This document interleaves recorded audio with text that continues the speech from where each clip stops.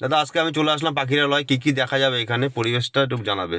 দেখো, এখানে আসতে গেলে আগে বলি যে পূর্বস্থলী বলে জায়গা, পূর্ব বর্ধমানের পূর্বস্থলী থেকে 3 কিলোমিটার ভিতরে।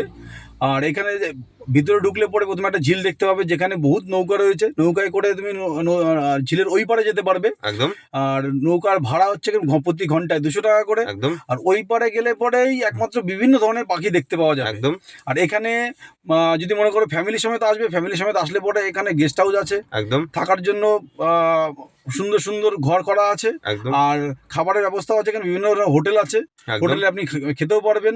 একদম আর এখানে মনোরম পরিবেশ বলতে এখানে একটা ছোট্ট একটা পার্ক আছে, একদম যে একদম পার্কে এসে আসলে পরে আপনাদের মন সত্যি ভরে যাবে। আমারও অবশ্যই ভরে গেছে, দেখছি তো খুব দারুণ লাগছে। আর আর এইখানে ঘোরার মতো আর কি এরিয়াটা অনেকটা বড়, হুম যা ঝিলের পাশ দিয়ে মোটামুটি এগুলি 1 ঘন্টা লাগবে আপনাকে পুরো পার্কটা ঘুরতে আর গেলে। এগুলো কি গার্ডেন?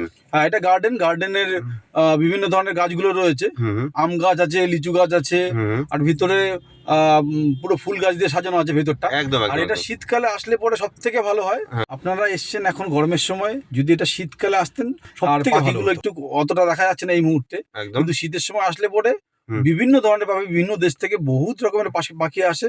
একদম আর আপনারা যদি আসতে চান তো অবশ্যই বলবো যে শীতের সময় আসতে। আর হালকা এই সময় হালকা আসলে ঠান্ডা পরে, নাকি? হ্যাঁ, এই সময় আসলে পরে অতটা পাখি দেখতে পাওয়া যাবে না, কিন্তু হ্যাঁ, কম বেশি কিছু দেখা যাবে। আর শীতের সময় দেখুন পিকনিকও হয়, আর অনলাইনে শীতের ঘর সময়, বুকিং হয়। হ্যাঁ, অনলাইনে তো ঘর বুকিং হয়।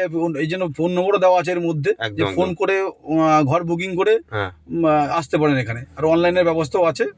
ও আর এখানে যে বললাম যেটা, যে খাবারের জন্য হোটেলও আছে এখানে। বাহ বাহ বাহ, সব রকম ব্যবস্থা আছে, তাই তো? হ্যাঁ, সব যাই হোক রকমের না কেন, দাদা আমাকে সুন্দরভাবে গাইড করলো। এই পরিবেশে আসলে পরে অবশ্যই আপনাদের সবার ভালো লাগবে। টাটা বন্ধুরা।